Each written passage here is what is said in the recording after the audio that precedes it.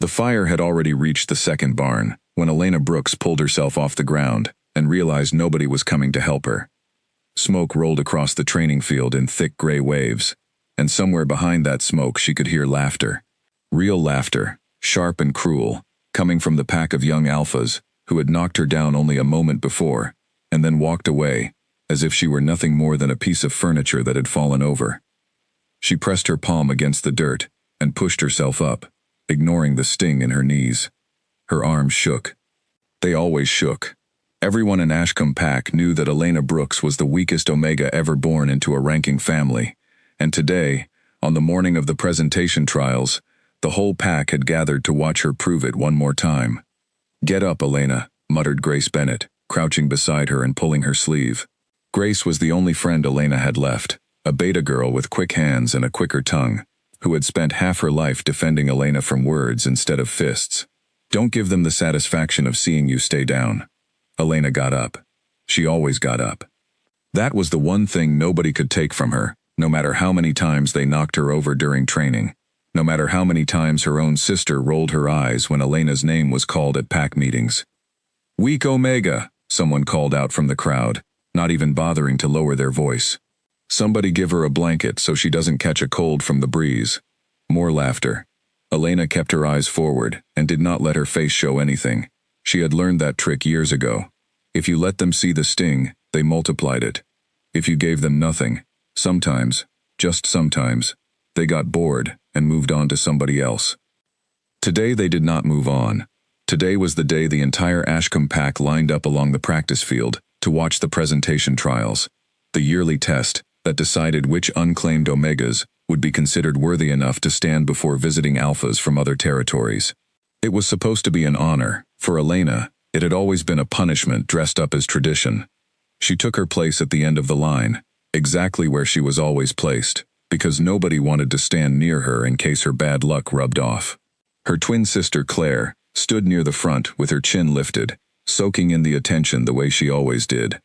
Claire had been born with everything Elena lacked: a strong bond scent that other alphas could smell from across a room, quick reflexes, the easy confidence of someone who had never once been laughed at. "Don't embarrass the family today," Claire whispered as she passed by, not even glancing at her sister. "I mean it, Elena. Try to be invisible." Elena said nothing.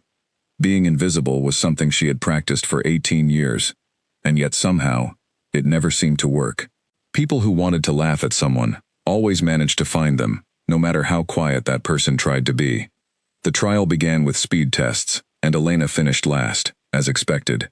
Then came strength tests, and again she finished last, her arms trembling under a weight the other Omegas lifted without effort. By the time the scent evaluation began, the pack elders were no longer bothering to hide their impatience. One of them, an older beta named Councilman Gareth Stone, actually sighed out loud when Elena stepped forward for her turn. "This is a waste of time," he said to the elder beside him, not quietly enough. "That girl has no bond scent at all. It's like standing next to empty air." Elena's face burned, but she held still, while the scent evaluators leaned close, and then straightened up, exchanging glances that said everything their silence did not. No bond scent, no lineage worth mentioning. No hope of ever being chosen by anyone. It was in that exact moment, with her humiliation laid bare in front of the entire pack, that a black transport carriage rolled to a stop at the edge of the field. Nobody in Ashcombe Pack owned a carriage like that. The metal on its doors was polished dark, engraved with a crest that made several of the older pack members drop into sudden, uneasy bows. Elena did not recognize the symbol at first, a crown wrapped in wolf teeth, but she saw the reaction it caused and knew, somehow, that whoever sat inside that carriage held more power than anyone she had ever stood in front of before. The door opened. A tall man stepped out, dressed in a long, dark coat that moved like it belonged to someone used to commanding rooms simply by entering them. His hair was black, his eyes were an unusual shade of gray, and the moment his boots touched the dirt of the practice field, the entire pack fell into silence so complete that Elena could hear her own heartbeat. "The Alpha King," someone whispered, the words traveling down the line of Omegas like a current of electricity. Elena had heard stories about the Alpha King her whole life, the way children hear stories about legends they never expect to actually see. Damian Cross ruled over every territory in the northern lands, a man whose bond scent alone was said to be strong enough to make grown alphas kneel without being asked. He rarely left his own capital. He certainly never visited a minor pack like Ashcombe. And yet here he was, walking across the practice field with slow, deliberate steps, his gray eyes sweeping over the line of Omegas, as if he were searching for something specific. Councilman Gareth Stone rushed forward, bowing low enough that his forehead nearly touched his knees. "Your Majesty, this is an unexpected honor. If we had known you were coming, we would have prepared." "I did not come for preparations," Damian said. His voice was low and even, the kind of voice that did not need to rise to be obeyed. "I came because I sensed something unusual crossing into my territory 3 days ago. A signature I have not encountered before. I intend to find its source." The pack elders exchanged confused glances. Claire straightened her posture, clearly hoping the king's attention would land on her. Several of the other Omegas did the same, tilting their chins, standing taller, doing everything they could to appear worthy of a king's notice. Damian Cross walked past every single one of them without pausing. He stopped at the very end of the line, exactly where Elena stood, with her eyes fixed on the ground, trying to make herself as small as possible. "You," he said. Elena's head snapped up. Surely he was speaking to someone else. Surely there had been a mistake. But his gray eyes were locked directly on her, and there was something in his expression that Elena had never seen directed at her before. Not pity, not disgust. Something closer to curiosity, sharp and focused, the way a man might look at a locked door he had been searching for his entire life. "What is your name?" he asked. The whole pack was staring now. Elena could feel dozens of eyes on her back, could hear the whispers already starting, could sense Claire's furious confusion radiating from the front of the line. She swallowed and forced her voice to work. "Elena Brooks, Your Majesty." Damian tilted his head slightly, studying her, the way a scholar studies a puzzle that refuses to make sense. "Elena Brooks," he repeated, as if testing the shape of the words. "The evaluators say you have no bond scent. Is that correct?" Heat rushed to Elena's face. Of course he had heard. Of course the humiliation had traveled even to him within seconds. "Yes, Your Majesty. I have always been told that my scent is too weak to detect." "They are wrong," Damian said simply. A murmur rippled through the crowd. Councilman Stone stepped forward, clearly uncomfortable. "Your Majesty, with respect, our evaluators are highly trained. If they say the girl has no detectable scent, then—" "Your evaluators are trained to detect ordinary bond scents," Damian interrupted, not unkindly, but with a finality that closed the conversation instantly. "This is not ordinary. It is buried, suppressed.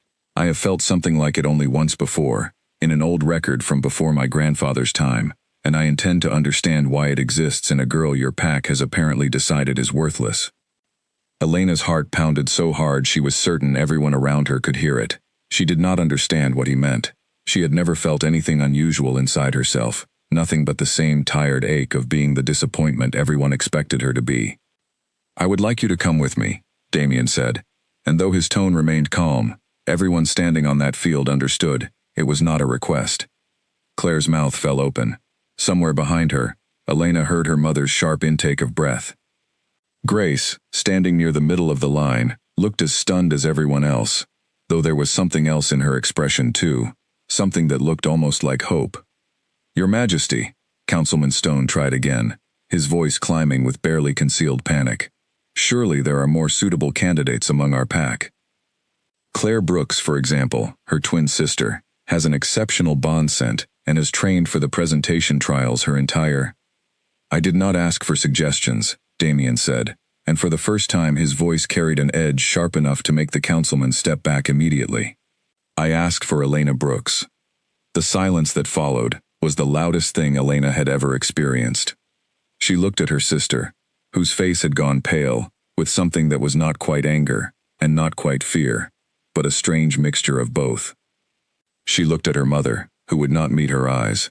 She looked at Grace, who gave her the smallest, most encouraging nod, as if to say, "Whatever this is, you can survive it, the way you have survived everything else." And then she looked at the Alpha King, standing there with his gray eyes steady on her face, waiting. "I don't understand," Elena said quietly, the words slipping out before she could stop them. Why me? I'm nobody.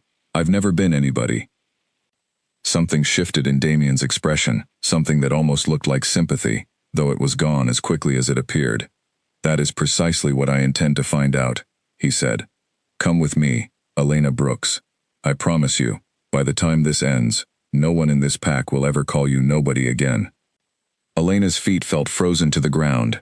Every instinct in her told her that stepping toward that carriage would change everything, that once she crossed that distance, there would be no going back to the quiet, invisible life she had spent years learning to survive.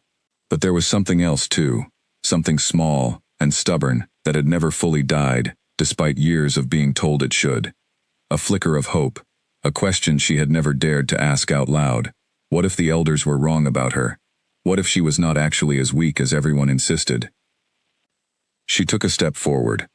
The pack watched in stunned silence as Elena Brooks, the weakest Omega Ashcombe had ever produced, walked past her sister, past the elders, past every person who had ever laughed at her, and stopped in front of the Alpha King of the Northern Lands.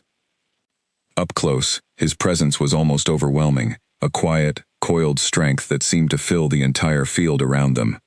And yet he did not tower over her the way she expected.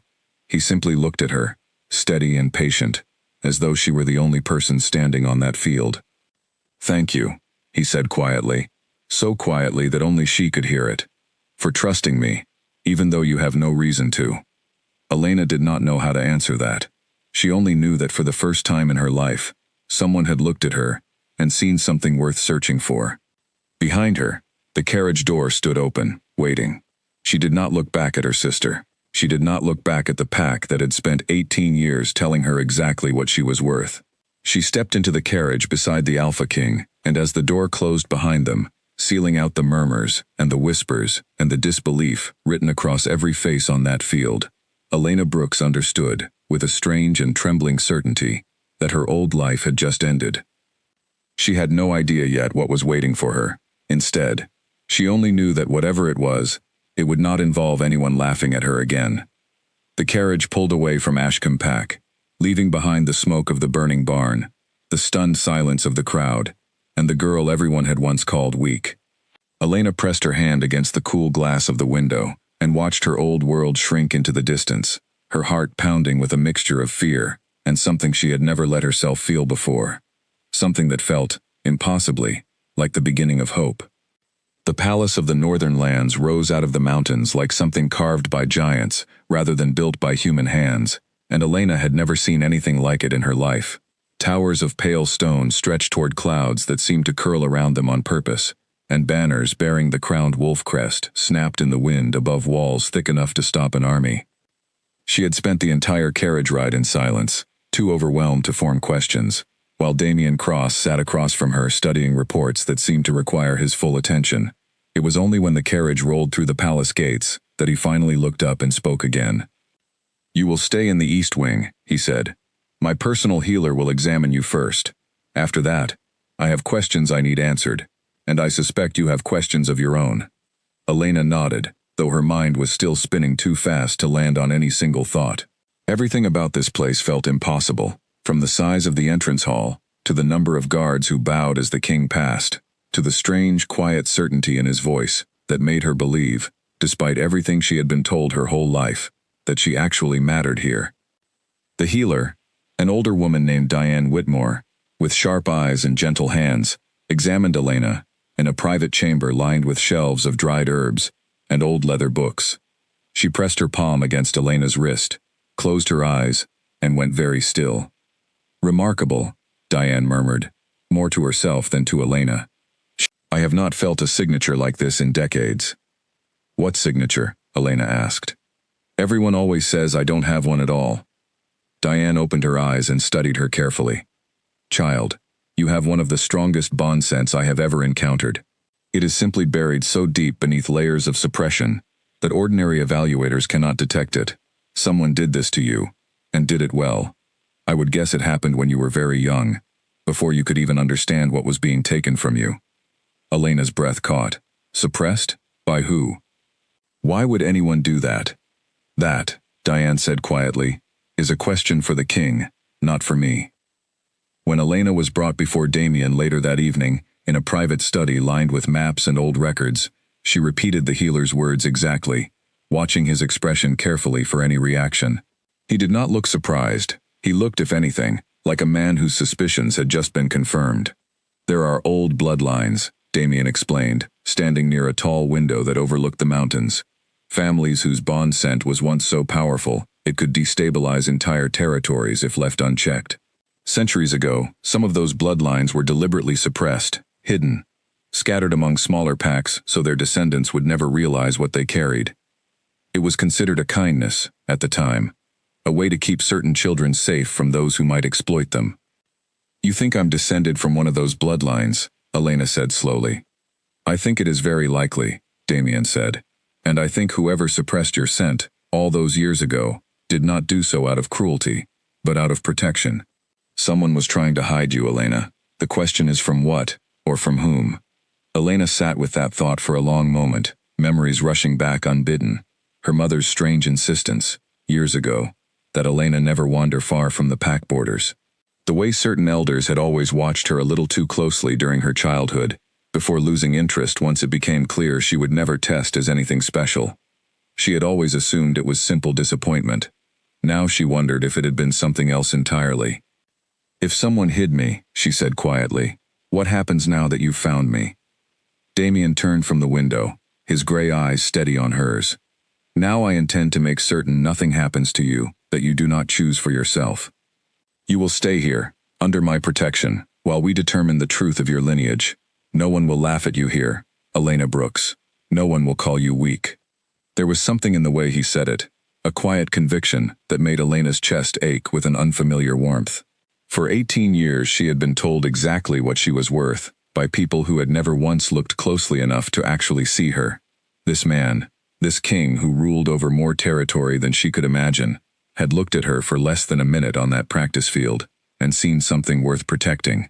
She did not know yet whether to trust it, but some small, cautious part of her wanted to. Over the following days, Elena began to settle into a rhythm inside the palace that felt almost dreamlike after a lifetime of being overlooked. Diane Whitmore visited daily, running gentle tests to trace the edges of Elena's suppressed scent, while palace staff treated her with a courtesy she had never experienced in her life. Even the guards, intimidating as they were, addressed her with careful respect whenever she passed. Not everyone was pleased by her presence. She first noticed the tension during a formal dinner in the Great Hall, when a striking Omega woman named Victoria Lane entered on the arm of one of the palace nobles and immediately fixed Elena with a look sharp enough to draw blood. Victoria had been, according to whispered palace gossip, widely expected to be the king's eventual choice of mate before his unexpected trip to Ashcombe Pack. "So this is her," Victoria said, her voice pitched just loud enough to carry across the hall. "The girl with no bond scent that His Majesty dragged all the way from some forgotten pack in the countryside." "She has a bond scent," Diane corrected calmly from beside Elena. "It is simply suppressed." "How convenient," Victoria said with a thin smile, "that no one can actually confirm it." Elena kept her chin level and said nothing, though her stomach twisted with the familiar, hateful sting of being talked about as if she were not standing right there. She had spent her whole life being invisible to people who found it easier to mock her than to see her, and something about Victoria's smile told her this palace would not be so different after all. Damien, seated at the head of the long table, set down his cup with a quiet click that somehow cut through every conversation in the hall. "Victoria," he said, his tone perfectly even, "I would advise caution before questioning judgments I have already made." The warning was subtle, but everyone in the hall heard it clearly enough. Victoria's smile faltered for half a second before she recovered it, inclining her head toward the king with practiced grace. "Of course, Your Majesty, I meant no offense." Elena caught the flicker of real anger beneath Victoria's polished expression, and something told her this would not be the last time she felt that woman's resentment. But for the first time in her life, someone with real power had chosen to stand between her and the people determined to make her feel small. It was a strange, unfamiliar feeling, having someone in her corner. She was not entirely sure yet what to do with it. Later that night, unable to sleep, Elena wandered out onto a stone balcony overlooking the palace gardens. The cold mountain air, biting pleasantly against her skin. She was surprised to find Damien already there, standing with his hands braced against the railing, gazing out at the dark shapes of the mountains beyond the walls. "You should be resting," he said without turning around, though there was no sharpness in it. "I could say the same to you," Elena replied, before she could stop herself, then immediately wondered if she had overstepped. To her surprise, he huffed something close to a quiet laugh. "Fair enough." He glanced sideways at her. "Are you frightened of all this?" Elena considered the question honestly. "A little.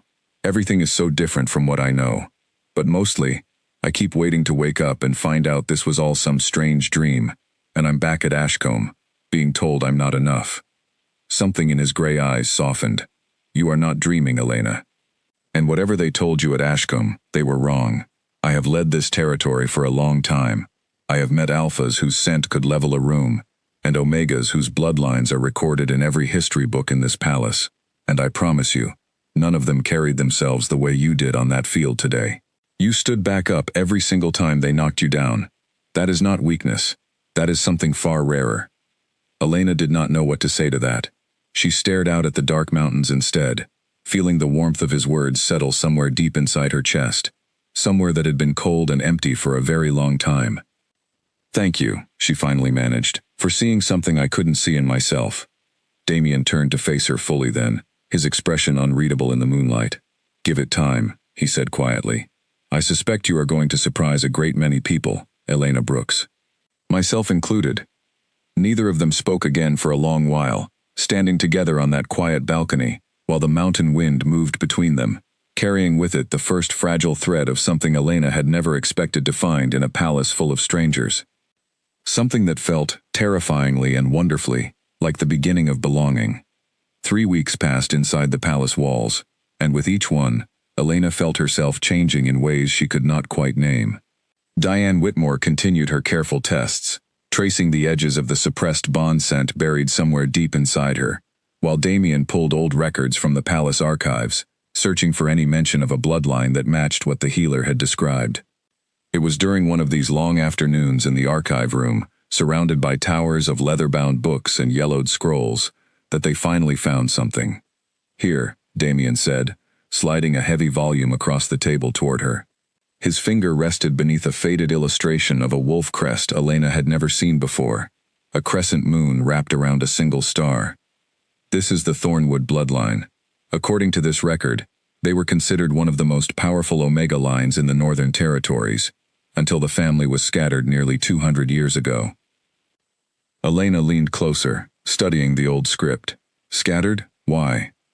"Because their bond scent was strong enough to influence entire Alpha councils," Damien explained. "There were fears the bloodline could be used to manipulate leadership decisions across multiple territories, if it ever fell into the wrong hands. The family was broken apart deliberately, their descendants hidden among ordinary packs, their scent suppressed through old rituals so they would never draw attention. It seems your family may be one of the lines that survived." Elena sat back in her chair, trying to absorb the weight of what he was telling her. Her entire life, she had been told she was nothing, a disappointment, the weakest Omega Ashcombe had ever produced. And now she was being told that somewhere in her blood ran a power so significant that people 2 centuries ago had gone to extraordinary lengths to hide it.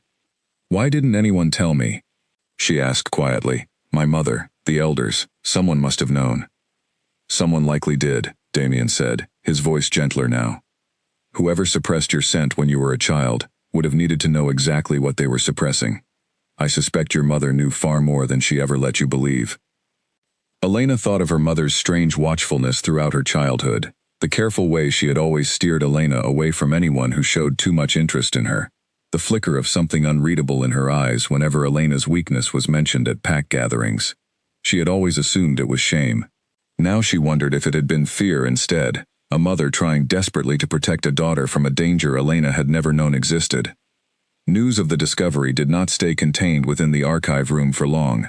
Palace walls, Elena was learning quickly, held very few secrets.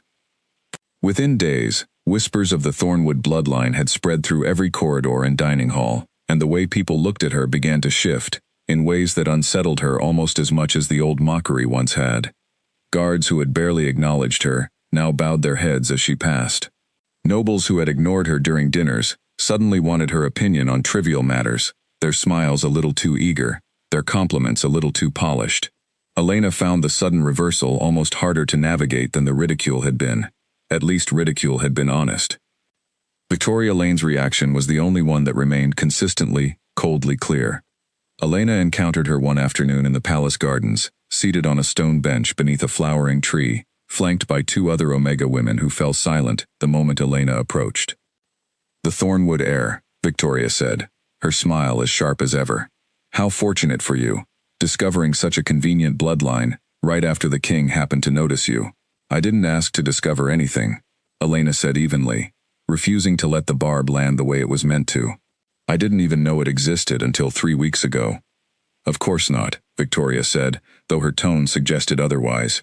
"Tell me, Elena, does it not strike you as strange? A girl mocked her entire life for being weak, suddenly transformed into the most valuable bloodline in the north, the very moment she needs a reason to matter to the king."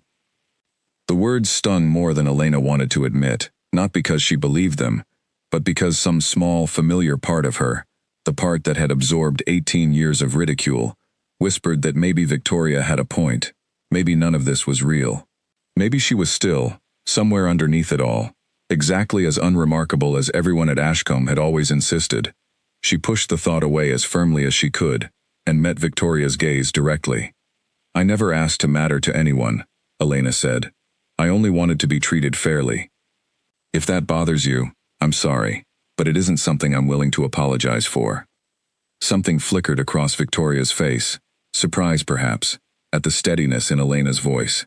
Whatever it was, it vanished quickly behind her usual cool composure. "We'll see how long that fairness lasts," Victoria said, rising from the bench with practiced elegance. "Bloodlines are not the only thing that determine a person's place in this palace, Elena Brooks. Remember that." Elena watched her walk away, her heart pounding with a mixture of anger and unease. She had faced cruelty before, plenty of it, but there was something different about Victoria's particular brand of hostility, something calculated and patient that felt far more dangerous than the careless mockery she had grown up with. That evening, she found Damien in his study once again, poring over reports by candlelight. He looked up when she entered, and something in his expression softened immediately when he saw the tension written across her face. "Victoria," he said, not quite a question. "She thinks I'm lying about the bloodline," Elena said, sitting across from him. "Or that I somehow arranged all of this to gain your attention. I don't even know how I would begin to do something like that." Damien set down his pen, his gray eyes serious. "Victoria has spent years cultivating an expectation that she would eventually be my choice of mate, an expectation I never actually confirmed, but also never firmly denied. Out of what I now recognize was carelessness on my part. Her resentment toward you has little to do with the Thornwood bloodline, and everything to do with disappointed ambition. I do not say that to excuse her behavior. I say it so you understand it is not a reflection of anything true about you." Elena appreciated the honesty, even as it did little to settle the unease sitting heavy in her chest. She said bloodlines aren't the only thing that determine a person's place here. It sounded like a threat. Damien's expression darkened slightly. "It very well may have been. I will speak with her." "No," Elena said quickly, surprising herself with the firmness in her own voice. "Please, don't. If you intervene every time someone challenges me, I'll never learn to stand on my own here. I've spent my whole life being protected by people who meant well, and it never actually helped me become stronger. I would rather learn to handle this myself." For a long moment, Damien simply looked at her, something like admiration flickering behind his steady gray eyes. "You continue to surprise me, Elena Brooks," he said quietly. "Very well, I will not intervene, unless your safety becomes a genuine concern. But know that I am here, should you ever need me." "I know," Elena said, and found, somewhat to her own astonishment, that she actually believed it. Later, walking back to her chambers through the quiet, torchlit corridors, Elena allowed herself a rare moment of reflection. 3 weeks ago, she had been the weakest Omega in Ashcombe Pack, a girl nobody wanted, a disappointment to her own family. Now she carried the blood of a bloodline, once considered powerful enough to shake entire territories, and a king who ruled over more land than she could properly imagine, had chosen, out of everyone in his kingdom, to stand beside her. It should have felt like a triumph. Instead, walking alone through those unfamiliar halls, Elena felt something closer to the quiet, steady beginning of resolve. Whatever power lay buried inside her, whatever legacy her ancestors had fought to protect, she intended to prove, to Victoria, to the palace, to the family that had once discarded her, and most importantly to herself, that she was more than the sum of what other people decided to see. She was only just beginning to understand what that might mean. The letter arrived on a gray morning, sealed with wax stamped in the crest of Ashcombe Pack, and Elena's hands trembled as she broke it open in the privacy of her chamber. It was from her mother. The handwriting was familiar, the careful, cramped script Elena remembered from years of shopping lists and pack notices, but the words themselves were unlike anything her mother had ever written to her before. There was no scolding, no disappointment, only a quiet, aching apology that Elena read 3 times before she could fully absorb what it meant. "I suppressed your scent myself, when you were only 2 years old," her mother had written. "I want you to understand I did it out of love, not shame, though I know you have spent your whole life believing the opposite. Your grandmother's sister carried the Thornwood bloodline before you, and I watched what happened to her when powerful men discovered what she was worth. I could not bear to watch the same thing happen to my own daughter. I told myself hiding you was protection. I see now it was also a kind of cruelty, one I never intended but caused all the same. I am sorry, Elena. I am sorry for every year I let you believe you were less than you are." Elena sat with the letter clutched in both hands for a long time, tears blurring the careful handwriting, until the words swam together. 18 years of feeling invisible, of watching her mother's eyes slide away from her at pack gatherings, of believing herself unwanted, and the truth had been something else entirely. Her mother had not been ashamed of her. Her mother had been terrified for her. It did not erase the pain of all those years, but it softened something in Elena's chest that had been clenched tight for as long as she could remember. She brought the letter to Damien, that evening, unable to keep the discovery to herself. He read it in silence, his expression unreadable, before setting it down carefully on the desk between them. "This confirms what I suspected," he said. "Your mother knew exactly what she was protecting you from. I would like to find out what happened to your grandmother's sister. If someone attempted to exploit her bloodline once before, it is worth understanding who, and whether that threat still exists." Elena nodded, grateful he understood the urgency, without her needing to explain it. "Do you think whoever it was could still be dangerous now?" "I intend to make certain they are not," Damien said, and something in the steady set of his jaw told Elena he meant it absolutely. The investigation that followed consumed the following weeks, quiet and careful, conducted mostly through old records and discreet inquiries, rather than open declarations. Elena learned, piece by piece, the story of her great-aunt, a Thornwood descendant named Margaret, who had been courted decades earlier by an ambitious alpha lord, hoping to use her bond scent to sway an entire regional council in his favor. Margaret had disappeared from historical record shortly after refusing him, and no one, not even the palace archives, seemed to know what had ultimately become of her. "It's possible she's still alive somewhere," Elena said one evening, poring over old records alongside Damien in the quiet archive room. "Hiding. The way I was hidden." "It's possible," Damien agreed. "Or it's possible the lord who courted her ensured she was never found again, once she refused him." He looked up, meeting Elena's eyes. "I tell you this, not to frighten you, but because I want you to understand the reality of what your bloodline represents. There are people in this world who would see you as a tool rather than a person, Elena. I intend to make certain you are never treated that way, but I cannot promise every danger will come from someone as transparent as Victoria." Elena absorbed the warning with a steadiness that surprised even herself. A few months ago, such words would have sent her spiraling into the same old fear that had followed her through childhood, the quiet certainty that the world was simply too large and too cruel for someone as small as her to navigate. Now, sitting in that candlelit archive room beside a king who had chosen, again and again, to treat her as someone worth protecting and worth trusting, she felt something steadier settle in her chest instead. "Then I'll learn to protect myself," she said simply. "You said it yourself, weeks ago. I keep getting back up. I don't intend to stop now." Something warm flickered across Damien's features, an expression she was beginning to recognize as rare. reserved only for moments when she genuinely surprised him. "No," he said quietly. "I don't imagine you will." It was during this same period that Elena began her formal training under Diane Whitmore and a select group of palace instructors, learning not combat, not yet, but the delicate art of sensing and eventually controlling her own suppressed bond scent. The process was slow and often frustrating, weeks of meditation and careful exercises that yielded frustratingly little progress, until one particular afternoon when everything changed. Elena was practicing in a private training room, attempting once again to draw forward even the faintest trace of the power Diane insisted was buried somewhere inside her, when Victoria Lane appeared in the doorway, uninvited and clearly displeased. "Still nothing?" Victoria asked, her voice dripping with false sympathy as she surveyed Elena's frustrated, exhausted expression.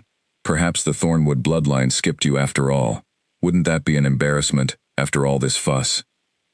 Elena felt the familiar sting of old humiliation rising in her chest, the same helpless anger she had swallowed 1,000 times back at Ashcombe. But something else rose alongside it this time, something hotter and less willing to stay quiet. "Get out!" Elena said, her voice low and steady in a way that surprised even her. Victoria's eyebrows lifted in genuine surprise. "Excuse me?" "You heard me," Elena said, straightening to her full height. "I am done letting you talk to me this way. I don't know what happened between you and Damien before I arrived, and honestly, I don't care. But I am not your enemy, and I am tired of being treated like one simply because you resent that he chose to bring me here instead of you." For a moment, something dangerous flickered across Victoria's face, and Elena braced herself for retaliation. Instead, to her genuine shock, the training room lights flickered, and a strange, warm pressure bloomed suddenly at the center of Elena's chest, spreading outward through her arms, like sunlight breaking through clouds after a long, gray winter. Victoria took an instinctive step backward, her earlier confidence faltering into something closer to alarm. "What?" she said slowly. "Was that?" Elena did not know how to answer, because she had felt it too. An unmistakable, unfamiliar surge of power, rippling outward from somewhere deep inside her. Gone, as quickly as it had appeared, but undeniably, thrillingly real. Diane Whitmore arrived moments later, drawn by whatever disturbance had rippled through the palace's magical wards, and found Elena standing in the center of the training room, breathless and trembling, while Victoria retreated hastily toward the door without another word. "It happened," Elena said, half laughing, half in disbelief, as Diane hurried toward her. "I felt it. Something real. For just a moment. But it was real." Diane's expression shifted into something close to wonder. "Anger," she murmured, half to herself. "Of course, suppressed power often surfaces first through strong emotion, before it can be consciously controlled. You did not summon it through meditation, child. You summoned it through conviction." That evening, Elena told Damien everything, unable to keep the excitement from her voice, despite her exhaustion. He listened with quiet intensity, and when she finished, something like fierce pride shone plainly in his gray eyes. "I told you," he said, "that you would surprise a great many people." "I surprised myself most of all," Elena admitted, smiling despite everything. For the first time since arriving at the palace, she felt something shift fully into place inside her. Not just hope, not just cautious trust, but the unmistakable, thrilling beginning of belief. Whatever power slept inside her bloodline, whatever legacy her ancestors had fought so hard to protect, it was hers now, awakening slowly, and Elena intended to master it completely. She had spent 18 years being told she was weak. She was done believing it. The Autumn Gathering was the largest political event the Northern Territories held each year, drawing alphas, betas, and omegas from every allied pack to the palace for a week of councils, feasts, and careful negotiations. Elena had heard about it constantly in the weeks leading up to its arrival, palace staff bustling with preparation, nobles arriving daily in increasingly elaborate carriages, and an undercurrent of tension she did not fully understand until Damien explained it to her privately. "Every territory leader will be here," he said, standing beside her on the balcony, where they had first spoken honestly weeks earlier, "including several who have never fully accepted my rule, and would welcome any excuse to challenge it. If word of your bloodline has reached them, and I suspect it has, Some may see this gathering as an opportunity. An opportunity to do what? Elena asked. To test whether the Thornwood bloodline can be turned against me, Damien said grimly, or claimed for themselves.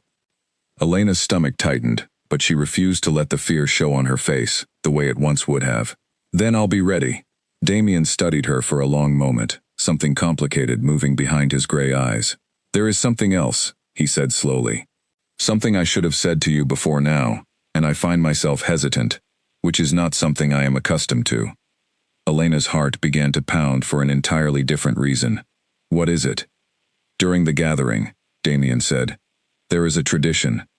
A king is expected to formally present his intended mate before the assembled territories, if he has chosen one.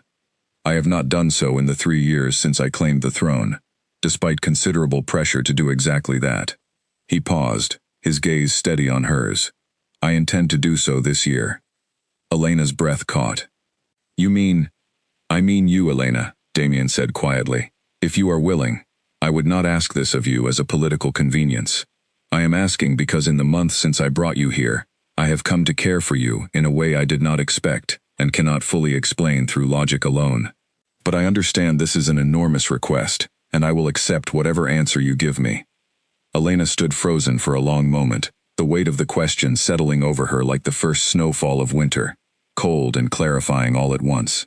She thought of Ashcombe, of the laughter that had followed her through every hallway and every training field, of a lifetime spent believing herself unworthy of anyone's genuine attention, let alone a king's devotion. She thought of the months since then, the quiet, steady way Damien had treated her, never once as a political tool, always as a person worth knowing. Yes, she said finally, her voice steadier than she expected. I'm willing. Something in Damien's expression shifted, relief and warmth blending together into an expression Elena had never seen on him before, open and unguarded in a way that made her chest ache with tenderness. Then it will be done, he said quietly. Publicly, before every territory leader in the north. The days leading up to the formal presentation passed in a blur of preparation, fittings for a gown unlike anything Elena had ever worn, careful lessons in court etiquette from Diane, and an ever-present hum of nervous anticipation she could not fully shake. Victoria's hostility, once merely simmering, sharpened considerably once word of the intended announcement spread through the palace, though she said little directly, watching instead, with an expression Elena found more unsettling than any outright confrontation. The evening of the gathering's opening feast arrived with a formality that made Elena's hands tremble as palace attendants finished arranging her gown, a deep midnight blue that Diane insisted matched the old Thornwood crest perfectly. She barely recognized her own reflection in the mirror.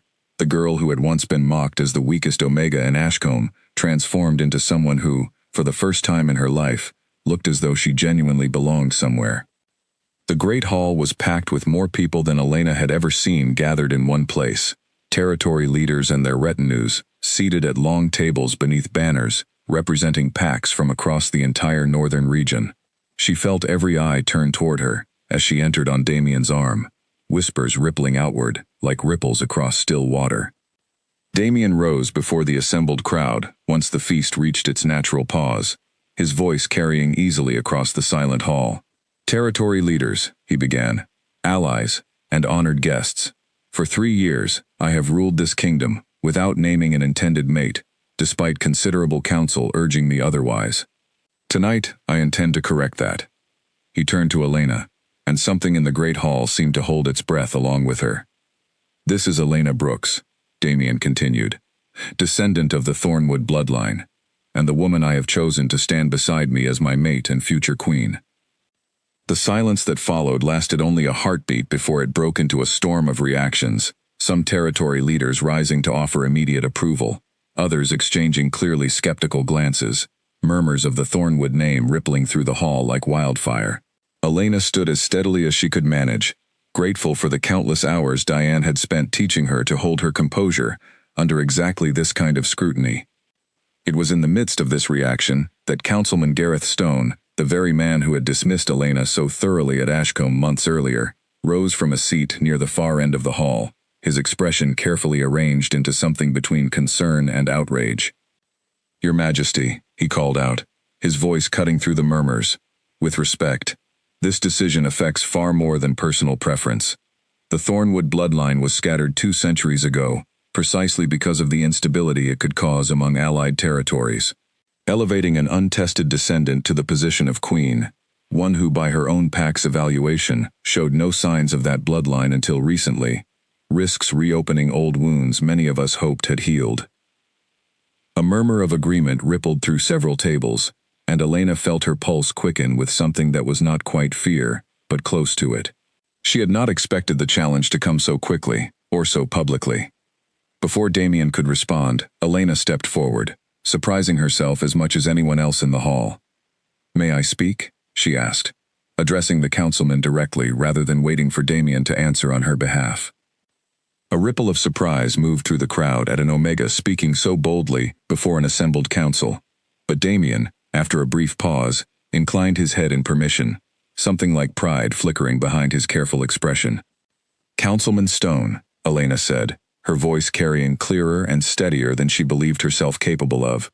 "You dismissed me on a practice field months ago as a waste of your evaluator's time. You were wrong then, and I believe you are wrong now. I did not ask for this bloodline, and I did not ask to be hidden from it my entire life.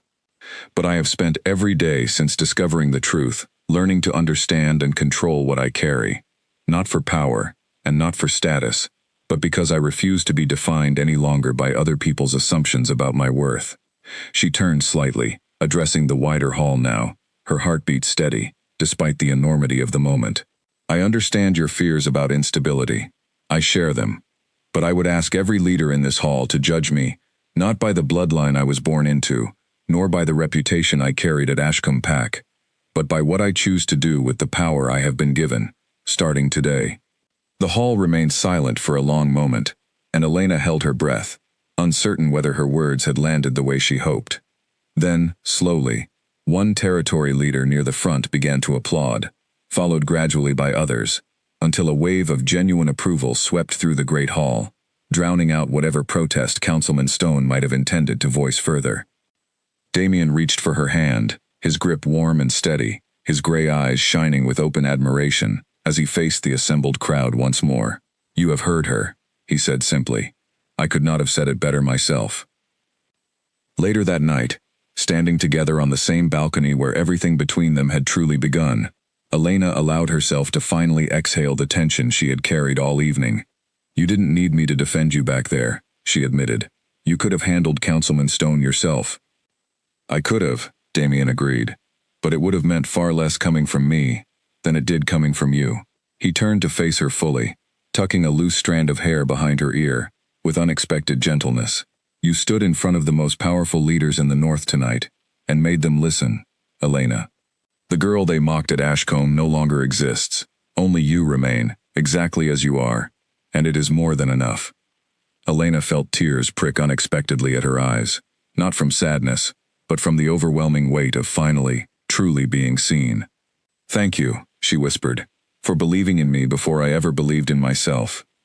Damien's answer was not words, but the gentle press of his forehead against hers, a quiet promise carried in the space between them, steady and certain as the mountains surrounding the palace walls. Somewhere behind them, deep within the palace, Councilman Stone slipped quietly into a private corridor, already composing a message he intended to send before the night was through, one addressed to someone who had been waiting a very long time for exactly this kind of opportunity. The days following the gathering's opening feast brought a strange, uneasy calm to the palace, the kind that Elena had learned, even in her short time there, to distrust. Territory leaders who had applauded her words in the Great Hall now approached her at every opportunity, offering careful compliments and cautious alliances, while others kept their distance entirely, watching from across crowded rooms with expressions she could not quite read. Councilman Gareth Stone was among those who kept his distance, though Elena caught him more than once in quiet conversation with visiting nobles she did not recognize, their heads bent close together in a way that made the back of her neck prickle with unease. "He's up to something," Elena said one afternoon, watching Stone disappear down a corridor with a stranger dressed in unfamiliar colors. "I don't have proof. It's just a feeling." Diane Whitmore, walking beside her, did not dismiss the concern. "Trust that feeling," the healer said. In my experience, the people who smile widest after losing an argument in public are rarely finished arguing in private. Elena took the warning seriously enough to mention it to Damien that evening, though he seemed less surprised by the news than she expected.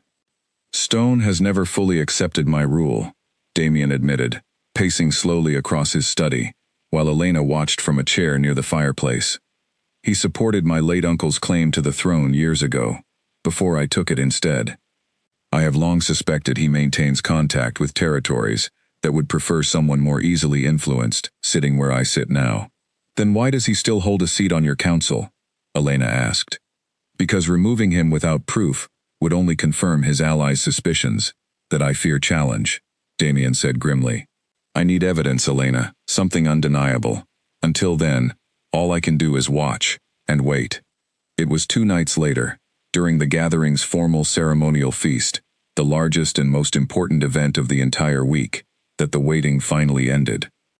The great hall glittered with candlelight and polished silver, every territory leader in attendance dressed in their finest, the air thick with formal toasts and careful diplomacy.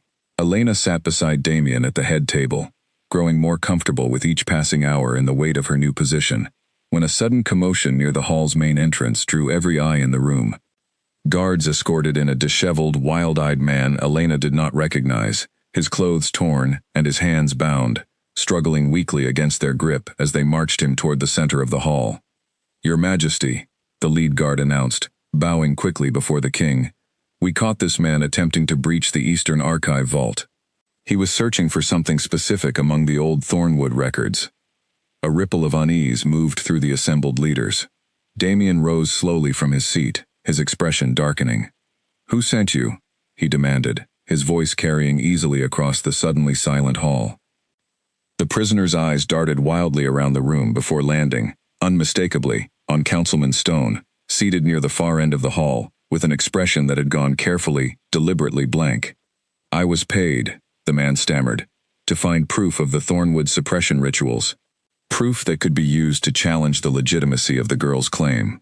I was told the information would be brought before certain territory leaders who intend to contest the king's chosen mate." Every eye in the hall turned toward Councilman Stone, whose careful composure finally, visibly cracked. "This is absurd," Stone said quickly, rising from his seat. "I have no knowledge of this man, or his intentions. Whoever hired him clearly wishes to implicate me falsely, likely someone hoping to weaken my standing on the council." "He named you specifically," Damien said coldly, "before I ever mentioned your name aloud." Stone's face paled, his earlier composure crumbling entirely under the weight of the assembled hall's scrutiny. Elena watched, her heart pounding, as guards moved to detain him as well, his protests growing increasingly frantic as they led him from the hall alongside the man he had apparently hired. The scandal that followed consumed the remainder of the gathering, quiet investigations revealing that Stone had indeed maintained secret correspondence with a rival territory leader named Cassius Thorne, a man who had long harbored ambitions of expanding his own influence by discrediting Damien's rule however possible. The plot, as it unraveled over the following days, had been simple enough. Manufacture doubt about the legitimacy of Elena's bloodline, use that doubt to challenge Damien's judgment before the assembled territories, and weaken his standing enough to make room for a more sympathetic ruler. It was during a private council meeting, called to address the fallout, that Damien made a decision that would shape everything that followed. Standing before the remaining territory leaders, with Elena seated beside him, and Stone's betrayal laid bare before the entire assembly, Damien did something no one in that hall had ever witnessed a reigning Alpha King do before. He knelt, slowly, deliberately, before the assembled leaders and everyone present in that council chamber. Damien Cross lowered himself to one knee, before Elena, his gray eyes steady on hers, his expression carrying a gravity that silenced every whisper in the room instantly. "Elena Brooks," he said, his voice steady, despite the weight of the moment. "I have led this kingdom for 3 years, and in that time, I have knelt before no one, not my council, not visiting royalty, not even the memory of my late father, whose throne I inherited. Tonight, I kneel before you, not as your king, but as a man who has watched you endure ridicule, suspicion, and betrayal, with more grace and strength than anyone in this room, myself included. He reached for her hand, holding it with a gentleness that contrasted sharply with the formal solemnity of the moment. "You were mocked as the weakest Omega ever born into your pack," Damien continued, his voice carrying clearly across the silent chamber. "I have watched you become the strongest person I have ever known. Let it be recorded here, before every territory leader present, that I do not choose you out of political convenience, nor because of the bloodline you carry. I choose you because of who you are, and I will kneel before you again, gladly, for the rest of my life, if it means the world understands exactly how much you are worth." Elena's eyes filled with tears she could not hold back, the weight of 18 years of ridicule finally, fully breaking apart beneath the sincerity of his words. She had spent her entire life being told she was nothing, and here, in front of the most powerful people in the Northern Territories, the Alpha King himself knelt before her, declaring the exact opposite before the whole of his kingdom. "Rise," she managed finally, her voice thick with emotion. "Please, Damien. You don't need to kneel for me to know how much you mean this." "I know I don't need to," Damien said, rising slowly, his gray eyes never leaving hers. "I wanted to. Let every leader in this room, and every leader who hears of it afterward, understand precisely where I stand, and precisely who stands beside me." The applause that followed was thunderous, genuine, in a way the earlier polite approval at the feast had not been. Territory leaders rising from their seats to honor a moment that would be spoken of throughout the northern lands for years to come. Even those who had harbored doubts about Elena's bloodline found themselves swept up in the raw sincerity of what they had just witnessed. Later that night, alone together on their now familiar balcony, Elena finally allowed herself to process the enormity of everything that had happened. "You didn't have to do that," she said quietly. "The council already believed you. Stone had already been exposed."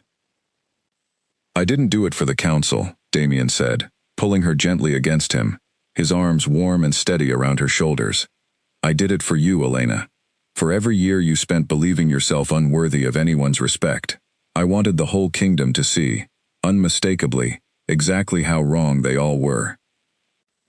Elena rested her head against his chest, listening to the steady rhythm of his heartbeat, feeling for the first time in her entire life that she was not merely tolerated, not merely accepted, but genuinely, completely cherished. "Thank you," she whispered. "Thank you for staying," Damien murmured against her hair, "even when you had every reason not to trust any of this." Neither of them noticed, in the quiet warmth of that moment, the shadow of a figure watching from a darkened window across the courtyard, nor the quiet, furious message already being drafted by hands that had not yet finished with either of them. Winter arrived early in the Northern Territories that year, blanketing the palace grounds in thick snow and cutting the mountain roads off from all but the most determined travelers. Elena welcomed the quiet season, grateful for a reprieve from the political tension that had defined the months since her arrival, though Damien remained watchful, aware that Cassius Thorne, the territory leader implicated in Stone's failed plot, had not yet been brought to any formal justice. "He denies everything," Damien told her one evening, frustration evident in the tight set of his jaw. "Without Stone's cooperation, and Stone has offered none, we lack the proof needed to formally charge him. For now, all we can do is watch his territory carefully." Elena had grown considerably in the months since her arrival, her control over her bond scent improving steadily under Diane's patient guidance, though it still surfaced most reliably during moments of strong emotion, rather than through calm, deliberate summoning. She had also begun training in basic self-defense alongside Damien's personal guard, determined never again to feel as helpless as she had on that practice field back at Ashcombe. It was during one such training session, held in a private courtyard dusted lightly with fresh snow, that the first sign of real danger arrived. Elena was midway through a defensive drill with a guard named Nathan Ellery, a patient young man who had become something close to a friend over the weeks of training, when a sudden, sharp scream echoed from the palace's eastern gardens. Nathan's expression shifted instantly from focused instruction to alarm. "Stay here," he ordered, already moving toward the sound. Elena did not stay. She followed, her heart pounding, arriving at the garden entrance just in time to see two unfamiliar figures, dragging a struggling palace servant girl toward a gap in the outer wall Elena had never noticed before, clearly some old, forgotten passage left unguarded. "Let her go," Elena called out, her voice carrying across the snow-covered garden with more authority than she felt. The two figures turned, and Elena's stomach dropped as she recognized, beneath the hoods pulled low over their faces, the unmistakable insignia stitched into their dark clothing. A wolf's head circled by thorns, the crest of Cassius Thorn's territory. "The Thornwood girl," one of them said, releasing the servant abruptly and turning toward Elena instead, his expression sharpening with sudden, dangerous interest. "Even better." Everything happened quickly after that. The servant girl scrambled away, screaming for the guards, while the two intruders advanced on Elena with clear, coordinated purpose. Months earlier, Elena would have frozen entirely, paralyzed by the same helplessness that had defined her entire life at Ashcombe. Instead, months of training took over, her body reacting with instincts she had not fully trusted herself to possess until that very moment. She ducked the first grasping hand, twisting away exactly as Nathan had drilled into her a dozen times, putting distance between herself and her attackers, while shouting for the guards she knew must already be responding to the servant girl's alarm. The second intruder lunged for her arm, and this time, something inside Elena's chest ignited, without her conscious summoning. The familiar warm pressure she had first felt in the training room months earlier, flaring outward through her entire body.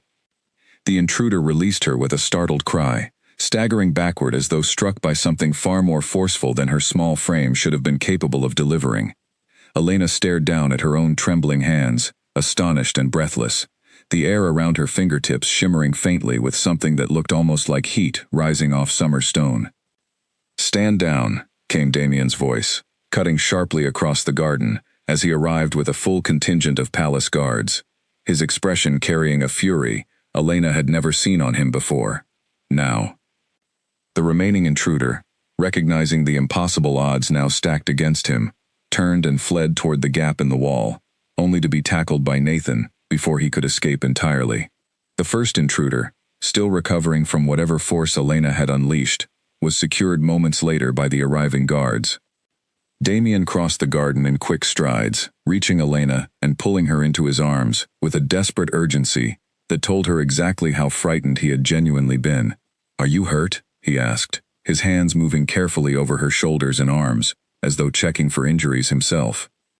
"I'm fine," Elena said, still breathless from the encounter, though her voice trembled slightly with the aftershock of adrenaline. "I'm fine, Damien. I promise." His relief was palpable, though it quickly hardened into something colder, as he turned toward the captured intruders, now restrained on their knees in the snow. "Thorn's men," he said grimly, recognizing the crest on their clothing immediately. "He grows bolder." The interrogation that followed, conducted carefully by Damien's most trusted advisors over the following days, revealed exactly what Elena had feared.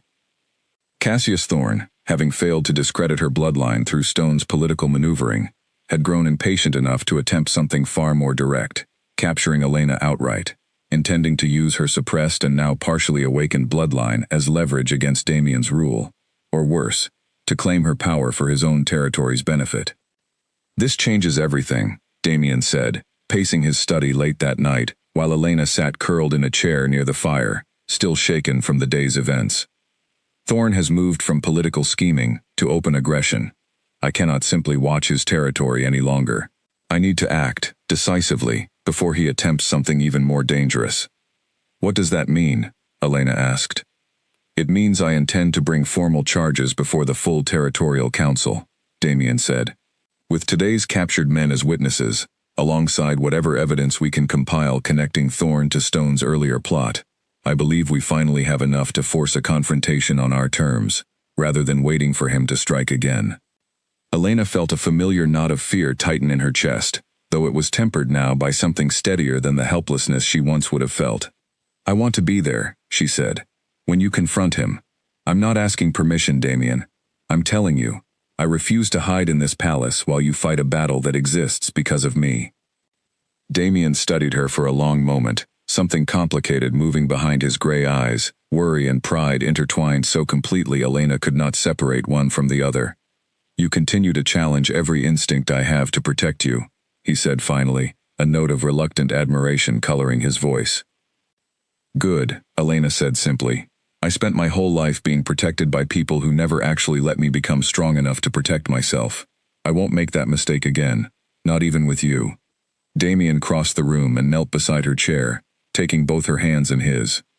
Then we face him together, he said, as equals. I would not have it any other way. Elena leaned forward, resting her forehead against his, drawing strength from the warmth of his presence, exactly as she had that very first night on the balcony, months earlier, when everything between them had begun. Whatever confrontation lay ahead with Cassius Thorne, whatever danger still threatened the fragile peace they had built together, Elena understood, with a certainty that had once felt impossible for a girl who had grown up believing herself worthless, that she would not face it alone, and more importantly, that she no longer needed to. She had spent a lifetime being underestimated. Cassius Thorne, she suspected, was about to make the same mistake everyone at Ashcombe once had. He would learn, soon enough, exactly how wrong he was. The formal council convened 10 days later, drawing territory leaders back to the palace despite the deep winter snow, summoned by Damien's urgent declaration that evidence of a direct attack against the crown demanded immediate, collective judgment.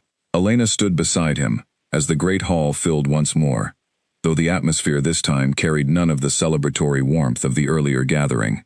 This was a tribunal, cold and serious, and every face in the crowd reflected that gravity. Cassius Thorne arrived flanked by his own retinue, his expression carefully composed into wounded innocence as he took his seat among the other territory leaders. He was a broad-shouldered man with pale eyes and a voice that carried the practiced smoothness of someone accustomed to talking his way out of difficult situations. "Your Majesty," Thorne said, rising as the proceedings began, "I confess I am deeply troubled by these accusations. I have served this council faithfully for over a decade. To suggest I orchestrated an attack against your intended mate is not only false, it is deeply insulting." "We shall let the evidence speak," Damien said coldly, gesturing to the guards who escorted forward the 2 men captured in the garden weeks earlier. The interrogated men, having spent the intervening days in custody, offered testimony that matched precisely what they had confessed during their initial questioning. They had been hired directly by agents working under Thorne's command, given explicit instructions to capture Elena and transport her to Thorne's territory, where her bloodline could be studied and, if possible, harnessed for his benefit. Thorne's composure cracked slightly under the weight of their testimony, though he recovered quickly. "Hired men will say anything to lessen their own punishment," he argued. "This proves nothing beyond the desperation of common criminals." It was Elena, watching the proceedings with careful attention, who noticed something the assembled council had not. A subtle signet ring on the hand of one of Thorne's personal retainers, seated quietly near the back of his delegation, bearing a design she recognized instantly from the correspondence Damien had shown her weeks earlier. Letters intercepted between Stone and an unnamed conspirator during the original investigation. "Damien," she whispered urgently, leaning close. "That ring. It matches the seal on the letters Stone sent." Damien's eyes sharpened immediately, following her gaze to the retainer in question. "Guards," he called out, his voice cutting through Thorne's continued protests. "Detain that man." Panic flickered across Thorne's face for the first time, as guards moved swiftly to seize the retainer, who struggled briefly before the weight of the situation clearly overwhelmed him into surrender. A search revealed, tucked within his coat, a collection of correspondence that left no room for further denial. Detailed letters in Thorne's own handwriting, outlining the plot against Elena in explicit terms, discussing payment for her capture, and plans for what would follow once her bloodline was secured under his control. The great hall erupted into outraged murmurs as the evidence was read aloud before the full council. Territory leaders, who had previously withheld judgment, now turning sharply against Thorne, whose careful composure finally shattered entirely. "This changes nothing," Thorne snarled, abandoning all pretense of innocence now that denial had become impossible. "The Thornwood bloodline should never have been allowed to resurface at all. Do you understand what that girl represents? A weapon capable of destabilizing every territory in the north, currently sitting comfortably beside a king, too besotted to see the danger clearly. I merely intended to secure that danger before it could be used against the rest of us." "By kidnapping her," Damien said, his voice deadly calm, in a way that made even Elena's skin prickle with unease, "and exploiting her for your own territorial ambition. Do not dress your greed in the language of caution, Thorne. Everyone in this hall can see it plainly for what it is. Elena stepped forward then, drawing every eye in the hall once more, her heart pounding, but her resolve steadier than it had ever been. "You call me a weapon," she said, addressing Thorn directly, her voice carrying clearly across the silent chamber. "But a weapon has no will of its own.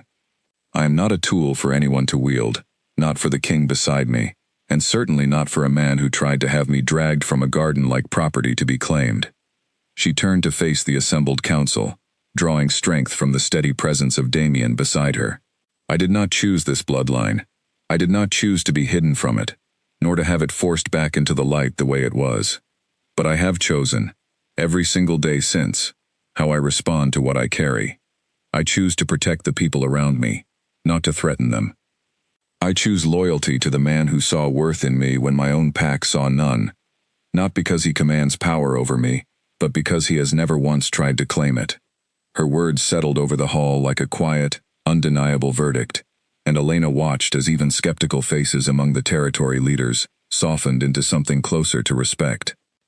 "Cassius Thorn," Damien said finally, his voice ringing with unmistakable authority. "You stand convicted before this council of conspiracy, attempted kidnapping, and treason against the crown. Your territory's leadership is hereby stripped from you, effective immediately, to be reassigned under council oversight until a suitable successor can be determined." Thorn was led from the hall in restraints, his protests growing increasingly desperate and increasingly ignored.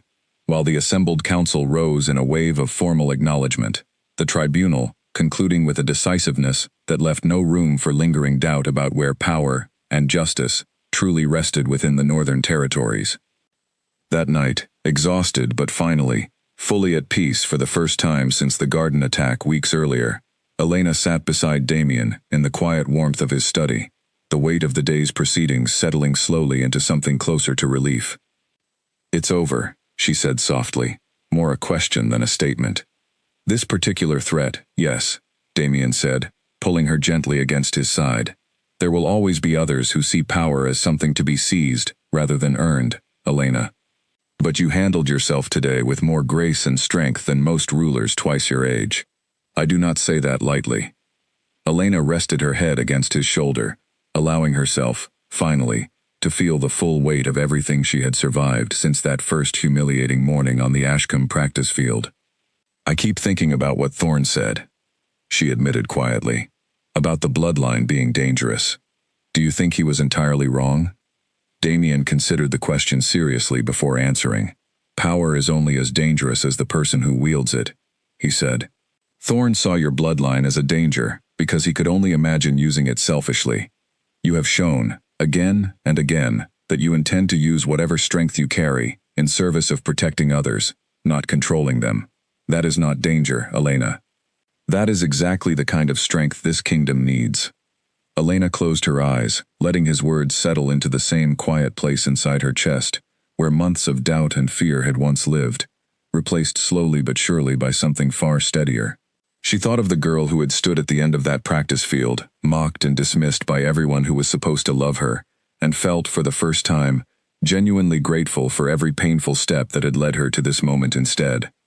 She was not the same girl anymore. She doubted she ever would be again. And for the first time in her entire life, Elena Brooks was glad of it. Spring returned to the Northern Territories slowly, the mountain snow retreating in gradual patches, to reveal the first green shoots, pushing up through the palace gardens, and with it came a formal announcement Elena had spent months, quietly anticipating, without ever fully believing it would arrive. Damien requested her presence in the Great Hall on a bright, clear morning, and Elena arrived to find it filled once more, though this time the assembled crowd carried none of the tension of the winter tribunal, only warmth and quiet anticipation that made her chest flutter with nervous excitement even before she understood exactly what was being planned. "The Territorial Council has formally recognized your bloodline's claim," Damien told her privately beforehand, his gray eyes bright with an emotion Elena had rarely seen so openly displayed on his usually composed features. "Every leader present at the Winter Tribunal, including several who once doubted you most strongly, has signed a formal declaration acknowledging the Thornwood line's restoration and your rightful place within it." "What does that mean, exactly?" Elena asked, though she suspected she already understood. It means, Damien said, taking both her hands in his, that nothing stands between us any longer. No political obstacle, no lingering doubt about legitimacy, nothing but the question I have been waiting months to ask you properly. He knelt then, for the second time since Elena had known him, though this kneeling carried none of the formal solemnity of the winter council chamber. This was quieter, more intimate, just the two of them standing together in a sunlit corridor, before the great hall's doors, and Elena felt tears gathering unbidden as he produced a small ring, delicately wrought silver, wrapped around a pale stone that seemed to catch the morning light, exactly the way moonlight caught mountain snow. Elena Brooks, Damien said, his voice steady, despite the emotion evident beneath it. Months ago, I knelt before you to declare, before every leader in the North, exactly how much you were worth. Today, I kneel again, not as a king addressing his people, but simply as a man asking the woman he loves to remain by his side, not out of political necessity, not out of bloodline obligation, but because I cannot imagine ruling this kingdom, or living my life, without you beside me. Will you be my wife? My queen? My equal, in every sense of the word, for as long as we both shall live? Elena's answer came without hesitation, tears spilling freely down her cheeks, as she pulled him up and into her arms. Yes, she said, laughing and crying at once. Yes, Damien. Of course. Yes. The formal wedding that followed weeks later drew every territory leader in the northern lands back to the palace once more, this time for celebration rather than tribunal. The great hall transformed with spring flowers and banners, bearing both the crowned wolf crest of Damien's line and the crescent moon and star of the restored Thornwood family. Elena stood at the center of it all, dressed in pale silver silk that Diane had insisted honored both her ancestry and the season, and found herself, for the first time in her entire life, utterly unafraid of the eyes watching her. Among the guests, seated near the front with an expression that mixed genuine pride with lingering disbelief, sat Elena's mother, who had traveled from Ashcombe, alongside a handful of pack members Elena had once believed she would never see again. Grace Bennet stood proudly among them as well, having been formally invited as Elena's honored guest, her wide grin unmistakable even from across the crowded hall. Claire, Elena's twin sister, had also come, though her expression carried a complicated mixture of emotions Elena chose not to examine too closely on her wedding day. There would be time, later, for whatever conversation needed to happen between them. Today was not that day. Victoria Lane, notably, did not attend, having quietly withdrawn from palace politics in the months following the winter tribunal, her ambitions apparently recalibrated by the undeniable strength Elena had demonstrated throughout the ordeal with Thorn. Elena felt no satisfaction in her absence, only a quiet, distant hope that Victoria might eventually find whatever peace had clearly eluded her during their earlier rivalry. The ceremony itself passed in a blur of warmth and joy that Elena would spend the rest of her life treasuring, in careful, vivid memory. Damien's steady voice as he spoke his vows, the weight of the ceremonial crown settling onto her head as the assembled territory leaders knelt, one by one, in formal acknowledgement of their new queen. And finally, the overwhelming eruption of celebration that followed as the entire hall rose to honor the woman who had once been dismissed as the weakest Omega ever born, now standing as queen of the Northern Territories, beside the Alpha King who had chosen her, unwaveringly, from the very first moment their paths had crossed. Later that evening, as the celebration continued below in the great hall, Elena stood once more on the familiar balcony overlooking the mountains, now dressed in her wedding finery, Damien's arm warm around her shoulders as they watched the last light of sunset fade behind the peaks. "Do you remember," Damien asked quietly, "the first night we stood here together? You told me you kept waiting to wake up from a dream." "I remember," Elena said, smiling softly at the memory. "I still sometimes do." "And now?" Damien asked. Elena turned to face him fully, her heart full of a warmth she had once believed impossible for someone like her to ever deserve. "Now I know it isn't a dream," she said. "It's simply the life I was always meant to have, even if it took me 18 years, and an entire kingdom's worth of doubt to finally find my way to it." Damien pressed a gentle kiss to her forehead, his gray eyes shining with quiet, steady devotion. The girl everyone laughed at, he murmured, now stands as queen over the very territories that once dismissed her entirely. Not because I proved them wrong, Elena said softly, resting her head against his chest, listening to the steady rhythm of his heartbeat beneath the mountain stars, but because I finally stopped needing them to see my worth, in order to believe it myself. Below them, the sounds of celebration continued late into the night, music and laughter drifting up from the great hall to mingle with the cool mountain air, while high above the palace, the same stars that had once watched a mocked, mistreated girl stand alone at the end of a practice field, now watched instead as she stood, finally and completely, exactly where she belonged. Elena Brooks, once called weak by everyone who claimed to know her best, had become something far greater than any of them had ever imagined possible. Not merely a queen crowned by circumstance, but a woman who had built her own strength, one difficult step at a time, until the entire kingdom had no choice but to kneel before the truth she had always carried quietly within herself. She was, at last, exactly who she had always been meant to become,